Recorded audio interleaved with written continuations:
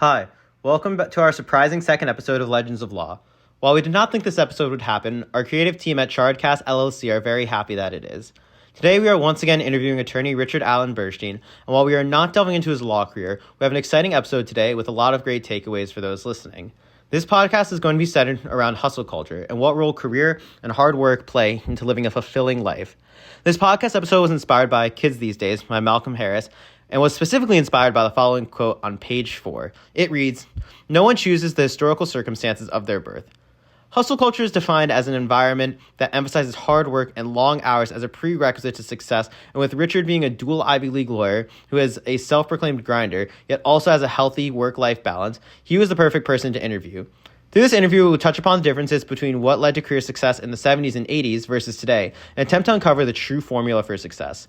Through this podcast, you will learn that pure hustling is not the key to success, and despite changes in technology and the education system between the 1970s and today, finding balance and genuine passion for what you do is the true path to healthy individualism and a fulfilling life. All right, good morning, Dad. How are you doing today? I'm doing great, Richard. Thank you so much for doing another podcast. I joked about in the first episode that we probably wouldn't get a second episode of Legends of Law, but here we are again. So shout out to Professor Geismer for giving me the opportunity to interview you again. Very happy to be interviewed by Richard and help out any way I can. Sweet.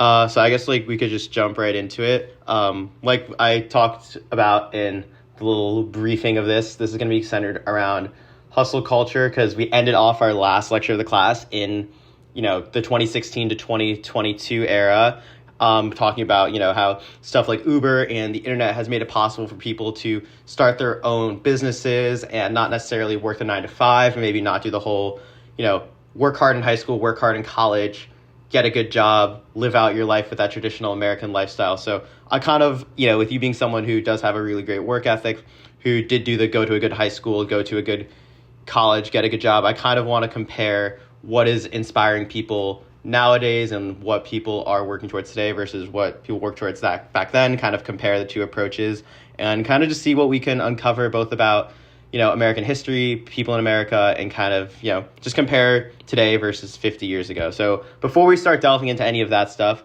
for those who haven't seen the last episode, just, where are you from? When were you born? And what, I guess, was your childhood like? So I was born in 1958 in New Haven, Connecticut, and I had the childhood which was similar to everyone else on the street. My dad was a lawyer, a hardworking lawyer, just started his own business. My mom was a housekeeper. She made the meals and made sure we did our studying. 2 sisters grew up in Hamden, Connecticut, which is a suburb of New Haven. Awesome. And I guess did that traditional family structure or the traditional family values make their way into your aspirations as far as like what you wanted to be when you grew up? Did you, seeing your parents and your family, did you want something like that when you were a little kid? I didn't really think a whole heck of a lot about the future, honestly. My parents presented such a wonderful childhood to me that I really just lived day to day and enjoying the moment. So, I didn't really think about what I wanted to do in the future when I was a young kid. I just was enjoying the moment. Nice. And growing up, were there any like proverbial sayings or advice that your parents kind of hammered into you while you were younger that influenced you throughout your lifetime? I wouldn't say they were like cliche advice things, but what I just always saw was my dad just working hard and just grinding away. And, they would always tell us that, if you work hard, good things are going to happen. You don't have a lot of control over a lot of external things in your life, but what you do have control over is your work ethic and how hard you work. So that was instilled in me from a young age. And I think just a little bit about the environment that I was in. Plus, I think part of it is genetic. From a very young age, I was always a grinder like my dad. Yeah, and I guess to touch on your dad a little bit, because we all know our parents have a big influence on us. What do you think inspired that work ethic that your dad had that was eventually instilled into you? Well, again, I think part of it was genetic. The other part of it is he grew up. His parents came over here from Russia without a dime and, had a little liquor store and a little grocery store and just rubbed every little penny together to try to send my dad and his 5 brothers to college. So my dad, just from a very, very early age, just saw that if he was going to make it, he was going to have to work hard. And that's what he was from right out of the womb. He always worked really, really hard. Yeah, and I'm probably gonna ask you this a couple times throughout as we touch on different areas of your life, but I guess at what point in your life did money, if ever, become important to you? And I guess how important to you was it when you were like a little kid versus, I guess, when you're in high school, college, and then to now? It's funny. I never really thought about money. My parents provided to me everything that I needed. If I needed a new baseball glove or a new baseball bat, they would get it for me. One thing that sort of resonates in me, we lived in a very, very Spartan house, actually, in Hamden, Connecticut. I think it was maybe 1,300 square feet for a mom, a dad, 3 kids. We had 1 shower. But to me, it was the Taj Mahal. So I really thought I had it all. I remember scrolling ahead to a graduation party that I had after I graduated from college, and inviting all my friends to my home and thinking just so proud of this tiny little house because it was mine. But to me, it was just wonderful and extravagant. And then sort of comparing it later on when I'd go to some of my other friends' houses, which were mega mansions compared to my house. But the bottom line, in answer to your question, is I never really thought a lot about money. Once I got a job as a lawyer in New York, money's all around you. So then you start sort of comparing and seeing what you have and what other people have. But to me, growing up, it was a total non-issue because of that. Cool. So I know you growing up, you always told me the story of how you ended up at Hopkins, but would you mind sharing that story, with those listening? It's a very interesting one about, how you ended up there versus, just the local public school, because you did go to public school for elementary school, but then private school for high school. How did that kind of happen? Well, so all I wanted to do after grade 6 was hang out with all my good buddies, my baseball teammates, my basketball teammates at the public school. My dad had different ideas for me, and he kind of bribed me. He told me that, he'd buy me a color TV. I'm dating myself, but this is probably going back to 1970. When color TVs were just coming out. And he said, if you apply to Hopkins, I'll buy you a color TV. So I figured, why not? And I applied to Hopkins, and I didn't want to go, but my dad kind of made me go. It's a very highly competitive prep school or private day school.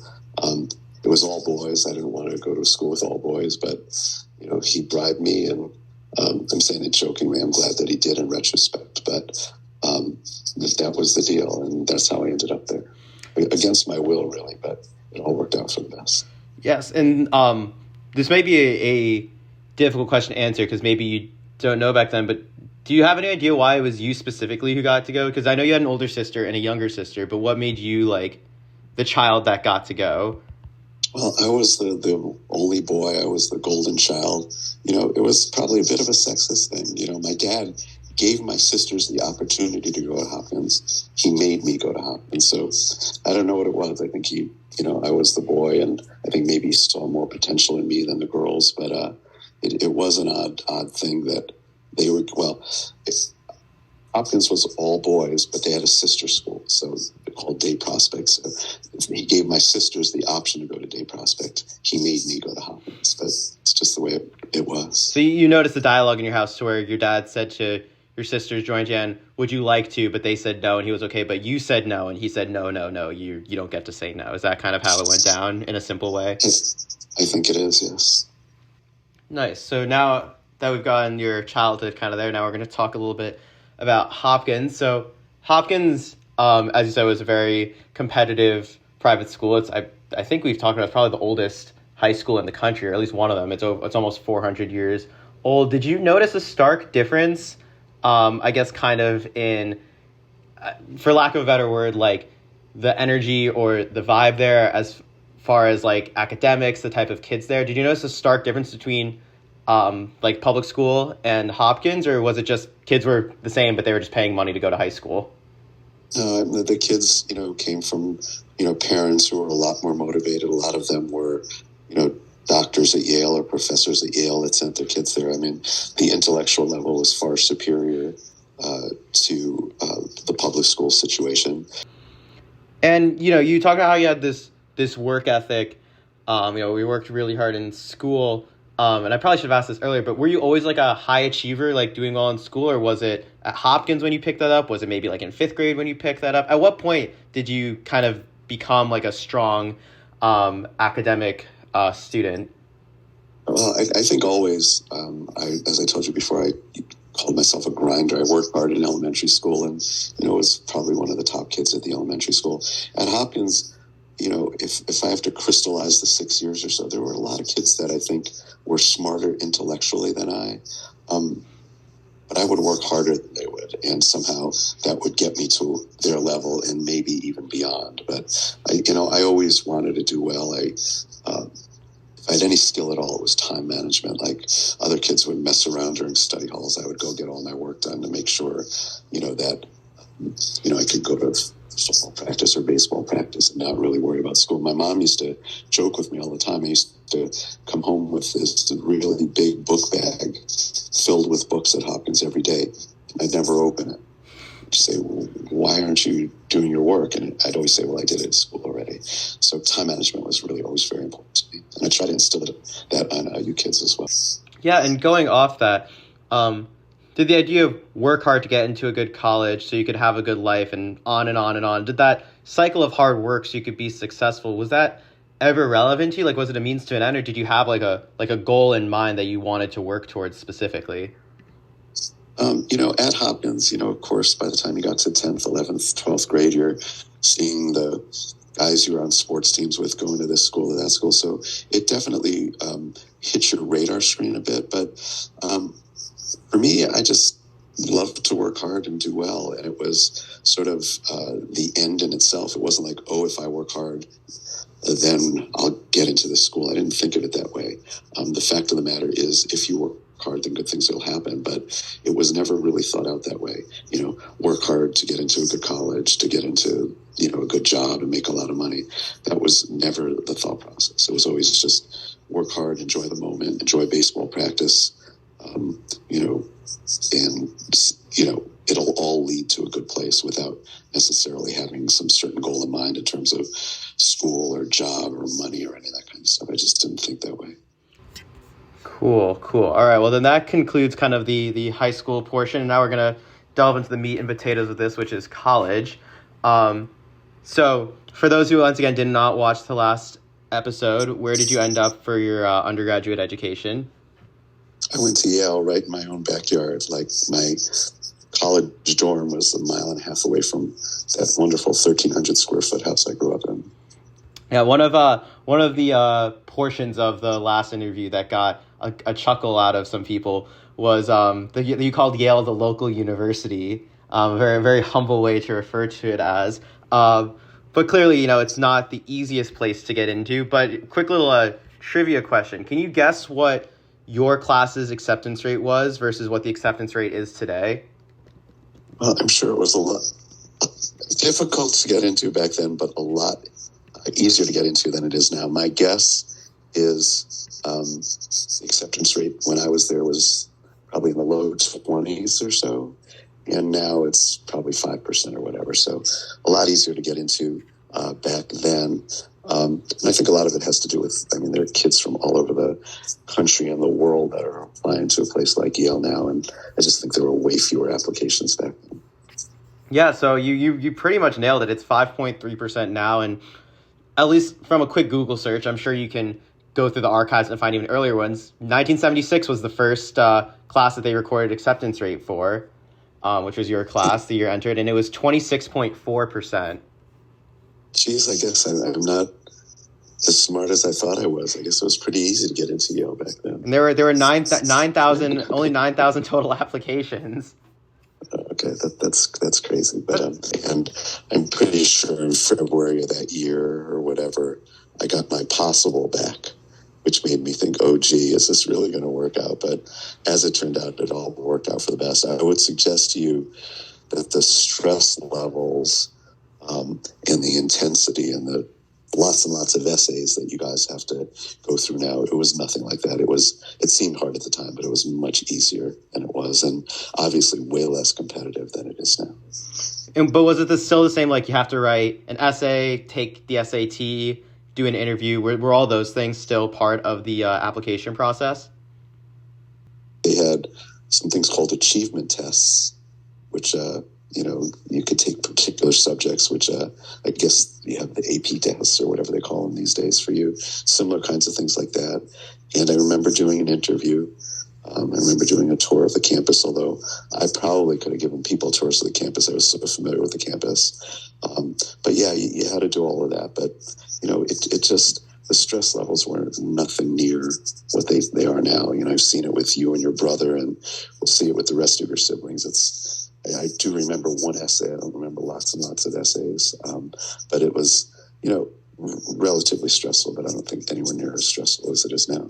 Yeah, and this next question, this should have been one of the questions I sent you in advance. So if I'm putting you on the spot and you don't have a good answer, you can feel free to just not answer this. But you see nowadays that kids have these like ridiculous applications, like 6 leadership positions, like super like obnoxiously high SAT score, like extremely high GPA, varsity athletes, tons of community service and volunteering.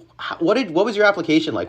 Did you have like a selling point? Would you say you had an extremely impressive application? How would you describe your application if, for Yale and all the other Ivies you applied to? Well, my friends and I, who get together very frequently, my college friends, say to a man and a woman, there is no way on earth we would possibly get into these schools these days. And that's absolutely true. And, I actually interview kids for Yale now, and I see their applications, and it's just really remarkable how much each of them do. Having said that, it does make me wonder if they're doing it for a love of all these activities, or they're just doing it to build a resume. So, I wonder about that a little bit. I was, in retrospect, compared to you guys, pretty damn average. I mean, I played 3 sports. I played baseball at Yale, but I was not some big high recruit. I was involved in the school newspaper a little bit. I was involved in this, I think they called it Maroon Key, where you toured a little bit. But my application, my SATs were good, but they weren't outstanding. Like I say, I don't think I would get into any of these schools these days. And I think, life as a high school student would be pretty miserable because of social media and because of keeping up with the Joneses and because you're so aware of what everyone else is doing. I mean, back then I just did my thing. I played baseball. I loved baseball. I was a good student. I mean, not the most outstanding student, but a good student. But, I think back then you could get into a place like Yale being relatively well-rounded. I was pretty good at a lot of things, not great at anything. Now it seems like you have to have that, you have to be really, really extraordinary at something. You have to be a recruited athlete, or you have to, be the editor of the school newspaper or whatever. I would have no shot on earth to get into these institutions today. So this interview is centered around hustle culture, this kind of idea that, you keep working hard so you can build this amazing thing, and all it takes is just, killing yourself with absolute hard work. But it seems that you've kind of outlined since, you interview kids for Yale, that while you are a hard worker, you've been saying that I'll interview, and I can attest to that. You are an extremely hard worker, but it seems like you can see the difference between like hustle culture and maybe working a little too hard and what you did. What do you think is the difference between being a hard worker and just being involved in a culture of like hustle and needing to work hard to achieve this whatever thing you want to get after? I think at a very young age, I sort of had perspective that, you work hard sort of for yourself, sort of unaware of what's going on around you. It's so difficult for you kids now, seeing, like I say, what everyone else is doing and feeling like you have to keep up with everyone else. And I think it takes away the joy of what you're doing. I mean, I worked hard because I loved a subject or I loved baseball. I didn't work hard because I felt, I've got to work really hard at Hopkins to go to a great college. I've got to work really hard at a great college to get to a law school. I've got to work really hard at law school to get to the top job. I mean, I just sort of did it because I enjoyed it at the moment. Whereas I could have this wrong. I mean, this hustle culture is a new term to me, but it seems to me like people are doing it not because they enjoy it, but because that's going to get them to the next rung. And that's an unfortunate way of living from my point of view, because you're not enjoying the moment. It's always do this for that. Well, how about doing this just for the joy of this? I mean, an example that I think of honestly is, and we may have talked about this a little bit at the last interview, is when I was interviewing for jobs in law school to get the first job that I had on Wall Street. All these top, wicked, high, prestigious firms, would come to law school and interview me. And yet I took a job at this other firm where the guy that I met was just super cool, and he was into running. And, he was telling me how, they work really, really hard, but they enjoy life. And instead of, the callbacks and, 6 layers of interviews, he basically told me on the spot at the interview at Columbia Law School, we're going to hire you. So instead of all the bull of worrying about, the top firm, I took a job with the firm that I knew I was going to enjoy. And I think, based on what I'm seeing and what I'm hearing, people would not do that. They'd rather take a job that has a little more prestige and is going to look a little better on the resume, even if it will lead to a life of misery. So in any event, those are my thoughts. Yeah. So we have a bit more to do about Yale, but that question inspired another one. So we're going to time travel a bit. So you're someone who, you've been pretty successful at all stages of your life. And now that, you've gone from working on Wall Street to being a personal injuries lawyer in Hampton, you've now seen people from all walks of life. Do you think this mindset of like, do what you want because you love it, not like work hard for the sake of working hard and like achieving this thing, do you think that's something that can actually work for everyone? Or do you think you need to either come from a place of privilege or have a connection that gives you a leg up to be able to just work because you love it? Like, do you think someone who's working a minimum wage job, they can just work because they love it and eventually achieve success? Or do you think they might have to put in a little more hustle and try to think outside the box to become successful and improve their situation? I just think that if you focus on yourself and what makes you happy, that good things will happen. I don't think you have to be, so sort of thinking about what the next step's going to be or how this person's going to help me. I just think if you're true to yourself and do what you love, then good things will happen. I mean, there's a sort of old saying, if you love what you do, you never work a day in your life. And I really, really believe that. And, this hustle culture that you talk about actually makes me sad in a way. So someone may have X million or $1 billion, but are they happy?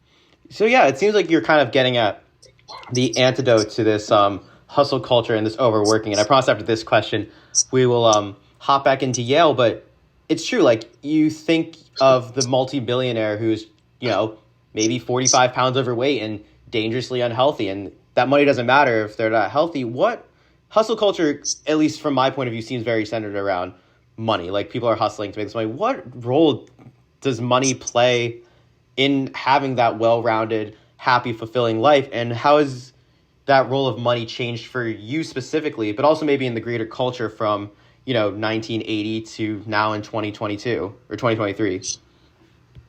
Well, I think that, obviously you want to have enough money to put a roof over your head and food on the table. I mean, for me, money has never been important to me just for me.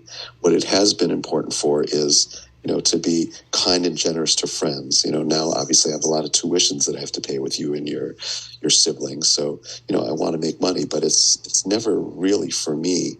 Again, I think back then, people, obviously there were, billionaires back in the 80s, but my guess is there were far, far fewer than there are now. I don't think people were focused on it, as I alluded to before. There may have been the Forbes 400 back in the 80s, but I certainly didn't know about it. Now, you see it everywhere, who are the richest people. And I actually feel kind of sad because even if you're worth $4 billion, you're worried about the guy next to you that's worth $5 billion. So, I just think, sadly,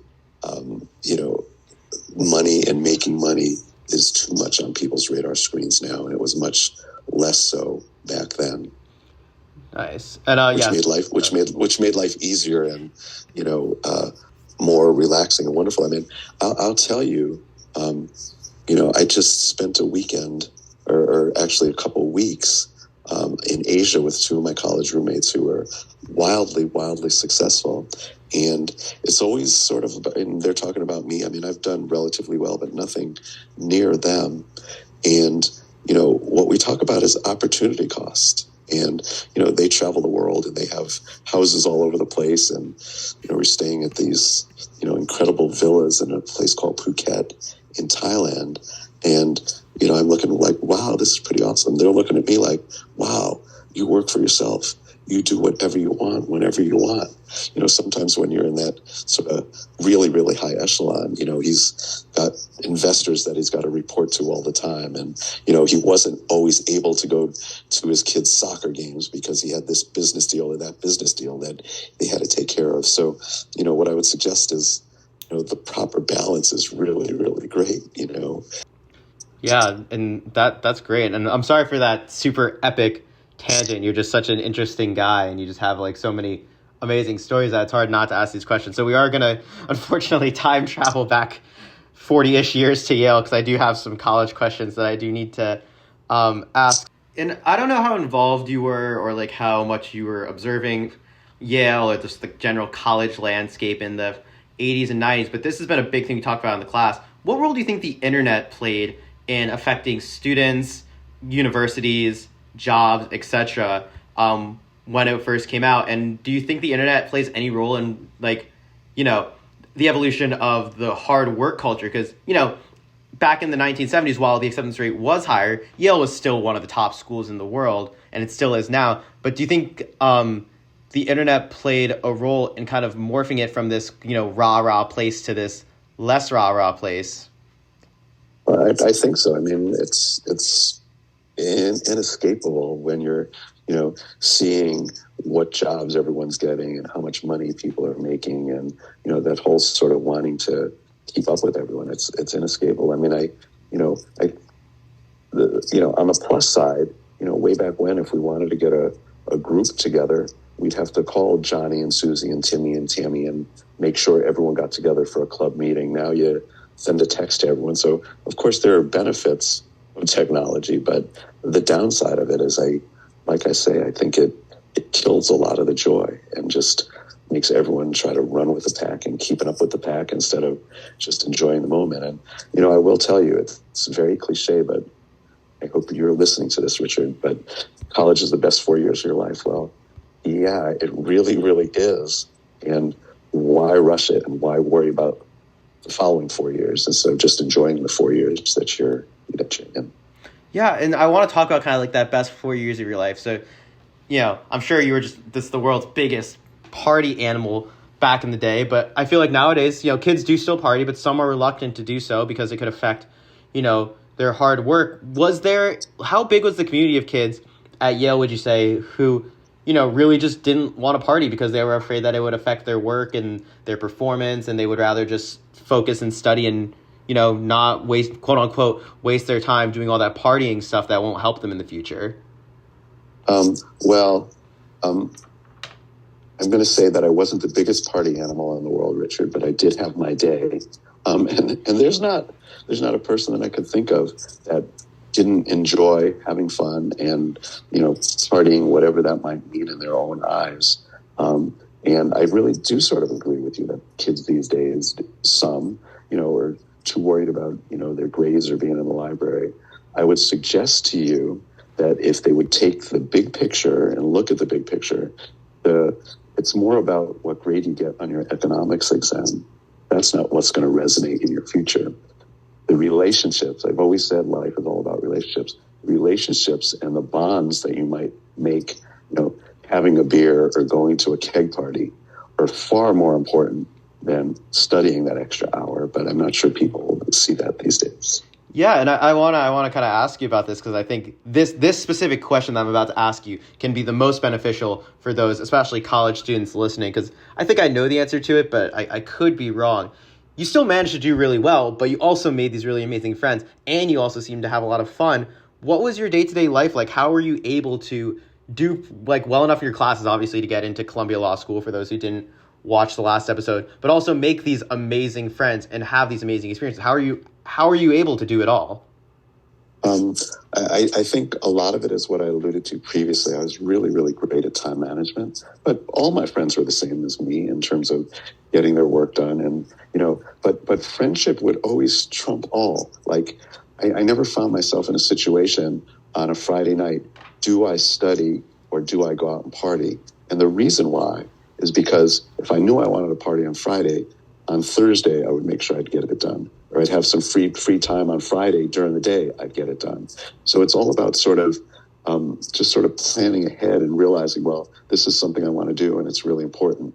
How are we going to be able to do that without compromising other parts of my life? So, I think the key is just, we've talked about this before, balance. You want to do well enough in school. You want to make the connections. You want to get your sleep. You want to enjoy life. But I would suggest to you now, I've got a bunch of, threads with my college roommates. One of our buddies is being inducted into the College Baseball Hall of Fame, and we're all rallying around him. We're all going to get together to be there for him. That's more important than settling an extra case and making a few extra dollars. And, I would suggest that, 5 years out, 10 years out, no one's going to ask you, what did you get in your psychology class at Claremont McKenna your sophomore year? What will resonate is the friendships and the relationships that you made. Yes. And a lot of Yale alumni. Do you notice a difference in career or life outlook between graduates from, your decade, the 80s, but also the 90s, 2000s, 2010s? Or do you think everyone who graduates from Yale has very similar career and life outlooks and aspirations?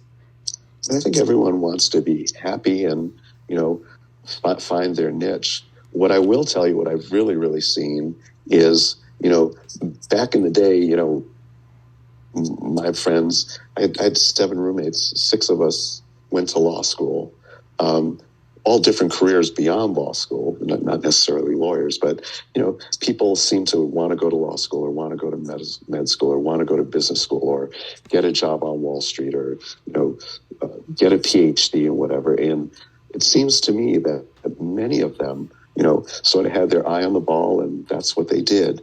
What I'm seeing now is, kids, so I've had like 2 jobs in my life. It seems to me like a lot of kids these days might have 2 jobs a year for the rest of their career, sometimes in the same industry, sometimes in totally different industries. I'm not saying one is better or worse than the other. In fact, I'm kind of envious that they have different things and different interests. But it seems to me like in the past, this is, just again, not well thought out, just my observation, but people would kind of have a job or a career and stick to it, and that would be their life.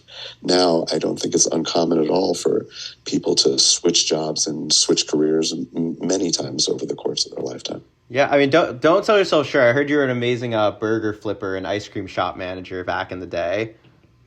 Well, it's true. I'm just talking about the 2 sort of jobs that I had beyond law school.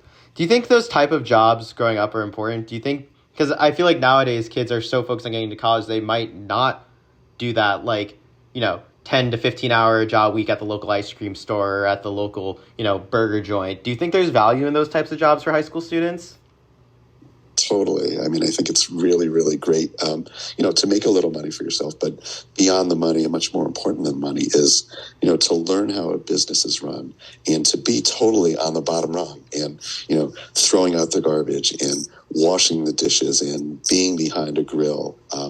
These are really, really important life lessons to, understand, that going to these prestigious universities, typically you will get sort of a high-level job right off the bat. And it's important to know, all different levels of the way a company works. So do you think that, you're talking about all these amazing lessons you can learn from working these, service jobs, I guess both in the 70s and 80s and 90s and 2000s, even 2010s and 20s, do you think it's possible to become really, really successful without going to college at all? Like, do you think you can just keep working, become such a good worker that you eventually get your foot in the right door and make money? Or do you think, if you could, you should probably go to college? I mean, I think all else being equal, college is just beyond phenomenal in terms of one's, development and, that whole liberal education I really believe in, the ability to critically think, analyze situations. Life to me is all about dealing with curveballs. Nothing ever goes the way you want, and being able to pivot on a dime. And I think going to college and developing relationships and learning how to think are invaluable. Having said that, there are scores of stories of people who never went to college who become wildly, wildly successful. And again, we all have to determine what the term success means. Happiness, health, good family. In my view, that type of success is more important than monetary success. But stories abound of people who never went to college or never graduated from college and who just totally set the world on fire. So I don't know if you got a chance to look at the Yale Daily News article, but there's one from 1978 that talks about how Yale was going to start requiring sophomores to pick an advisor and plan courses. So for a little background, that's just, at least at both Oberlin and Claremont McKenna, you got your advisor starting freshman year. So you got to have an advisor, and you plan your courses every semester. Do you remember how the advising process and course planning process went at Yale? Was it very much okay, time to pick out my courses and got to go meet with my advisors and teachers to make sure I get all the courses I want? Or was it kind of just I have my requirements, I'll do whatever? What was the, seriousness that students took, picking their advisors and courses to kind of plan out this trajectory for themselves? Yeah, so I saw that article, and I don't remember, it talks about how they were going to implement it, and maybe they did, maybe they didn't. To me, it was really pretty informal. I never had an advisor. We had a dean of the college, but he was sort of more there to give you excuses if you were sick and couldn't take an exam. Somewhere along the way, you decide what major you want, but, there were people to talk to if you wanted to, but I never really felt the need. I ended up majoring in economics, and, by junior year, I think we would have a person that was going to be our thesis advisor. But in terms of picking college courses, again, everything's online right now, but they had this blue book, which was really thick, just kind of went through it and decided what kind of courses you wanted to take. And it was always great to be on the baseball team because, there were juniors and seniors when I was a freshman or sophomore who had taken certain courses with certain professors. And, you'd kind of get some advice as to which were the, better professors. But, I don't remember anything structured like that at all. You knew what the requirements were for a particular major, and you made sure you took the courses. And I think that dean that I talked about was sort of overlooking things. And if you went off the rails a little, they'd bring you back on the rails. But I don't remember anything being really, really structured like that. Nice. And I asked this question earlier when we were in the Hopkins portion of this interview, but I'll ask you again. Was there any emphasis on alumni networking while you were at Yale? Or was it just if you bumped into someone on Wall Street who worked at Yale, you kind of had that little connection? Did they ever teach you about the importance of connecting with people who had graduated from Yale to help you get a leg up, or was that not relevant back in the 70s and 80s? I really don't remember that at all. What I did think about was just making friends, which was all really, really natural, whether it was, through baseball or through my dorm or whatever, but not even thinking at that point about, the what it would lead to in the future. It was just being friends because I love these people. Nice. That's really really interesting because there's such a focus on alumni networking nowadays. But as someone who's kind of seen how the career world and even the college application process, if you know someone, you might have a better chance of getting in. Do you think it's possible to achieve, I'll just say career success, because I know I've said success and we've talked about how success is more than just monetary and career.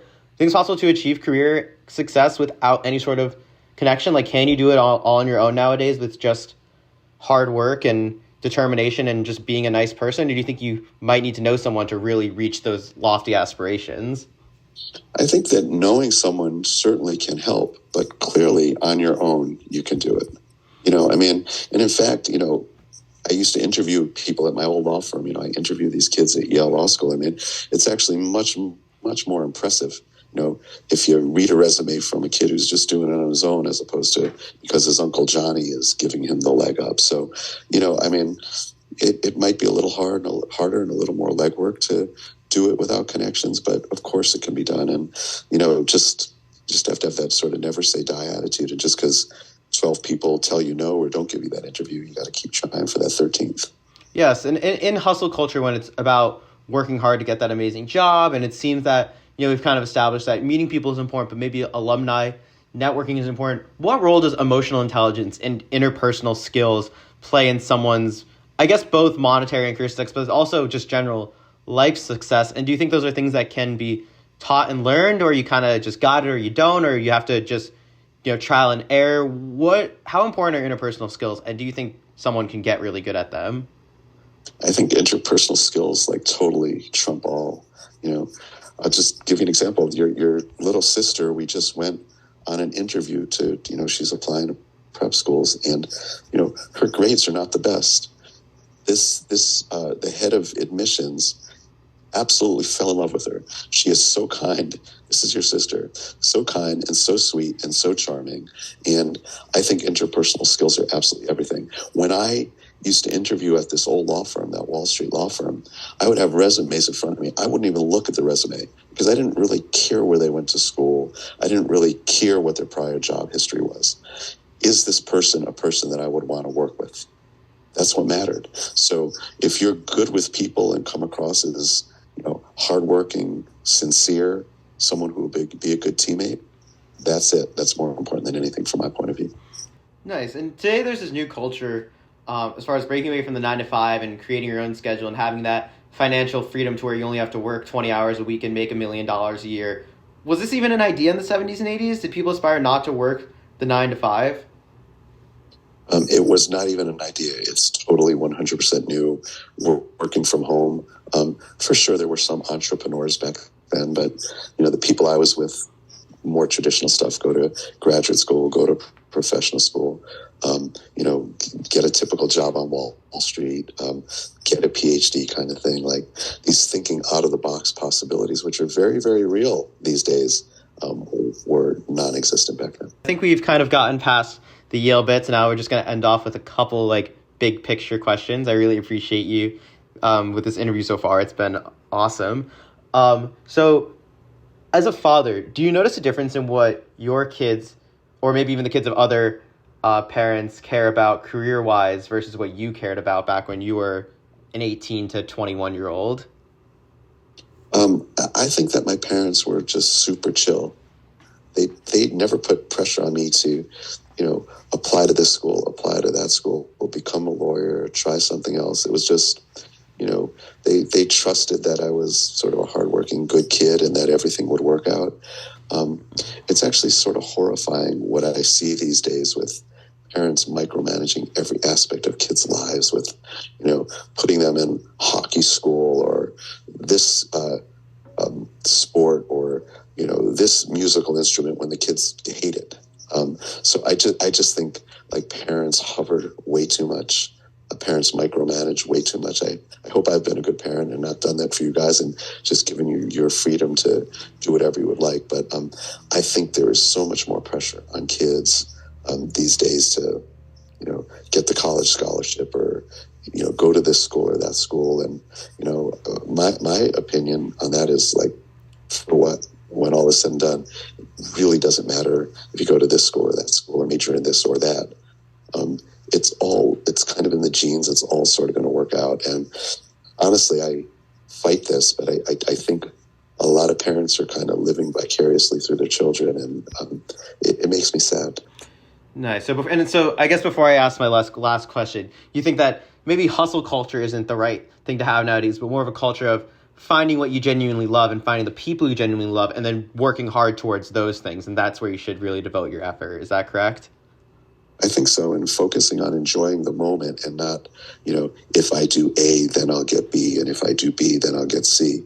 I mean, I think it's all about sort of enjoying the moment with passion, and I think the good things will happen beyond that without being, so calculating as to, if I do this, then that. Just enjoy the moment, and I think that will happen. Nice. And then, do you think that, that if this, then that, do you think there's value in being able to not get that result you want right away and still being able to work regardless of that? Or do you think that maybe today the big issue is, when people don't see that instant success, they just quit? And was that something in the 70s and 80s, or do you think people back in the day were just better grinders and able to work without getting success right away?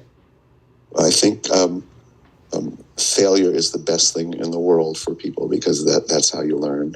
And I think if you get the successes all along, that's actually going to hurt your growth ultimately, because I don't care who you are, if you're Jeff Bezos or whoever, you have run into adversity and failure. So learning how to, and we talked about it before, learning how to pivot when things don't go your way, learning how to deal with failure, I think is the most important lesson ever, because I don't care who you are in life, failure is coming your way. Yes, and I'm sorry to add questions, but you're giving me such good inspiration. Do you think maybe it's the internet, or maybe it's the fact that, the U.S. has become like a less healthy country physically and mentally as time has gone on. Do you think people nowadays are better or worse at dealing with adversity than people from your generation? Not to make it the boomer versus not boomer conversation, but if that is the case, that we're worse or better now, what factors do you think contribute to that? They talk about, and I don't mean to disparage anyone, but sort of the snowflake culture where, God forbid, when things don't go your way, you just sort of melt. And I think that's more prevalent now. People, I don't know, and I do think the internet has something to do with it. You see what you're doing, it doesn't quite measure up to what someone else is doing. So you just sort of quit and get sad and depression and all that kind of stuff. I think probably, and again, I haven't really thought this well out, but I think probably back then we were able to deal with adversity a little bit better because, your failures weren't magnified. Everyone didn't know about your failures. You just kind of hit a bump in the road and figured a way around it or over it. So I do think it's harder to grow up these days than it was back then. Nice. And we have now made it to our final question of the interview. Is there anything you wish you could have done differently in college or high school that could have set you up differently in life after college? Or kind of in theme with this interview, do you think it was always just yourself specifically and there was nothing externally you could have done to really change how things ended up? So I couldn't be happier with how things have evolved. Like I do perfectly fine. I'm no billionaire. I've got, a great wife and 5 great kids and could put a roof over our heads and send you guys to great colleges. I mean, there were some times along the way where, I sort of think back, could I or should I have done that? I mean, one of them we talked to in the prior interview with, the point in time when I was leaving my Wall Street law job and I could have gone into investment banking instead of coming home to my law practice with the family. And everything's about trade-offs and opportunity costs. So I've come back here and had a really great life and had the most wonderful bonding with my dad, working with him for 30 years. I do think about, well, had I stayed there, it's very, very likely that I would have been way more successful financially. So I think about that a little bit, but then I think, at what cost? So would I have been able to have a family? Would I have been able to run 30 marathons? Probably not, because I would be so busy on to the next deal. So in retrospect, as you go on in life, you think about sort of what could have been a little bit. But as I think about it, there's truly nothing that I would change. And quite honestly, I think there's probably another act out there for me beyond being a lawyer. And I've done it for a long time. And I don't know what the next act might be, but I'm still a young guy, Richard. There's a lot out there and possibilities. Yeah, and I guess as we've kind of talked about, as long as you have that internal like work ethic, confidence, interpersonal skills, you never have to worry about engaging in that disingenuous hustle culture as long as you genuinely kind of love what you're doing. As stated numerous times throughout the podcast, hard work that's misguided is not the key to finding financial success in America. Furthermore, financial success is not the only factor to an overall fulfilling life. Richard's point about missing out on making millions of dollars as an investment banker so that he could bond with his dad for 30 years was an opportunity cost that paid off for him. This idea alludes to an important aspect of being a historian, which is that you have to look at the big picture and not observe events by looking at its biggest impacts, but rather engage all perspectives and effects.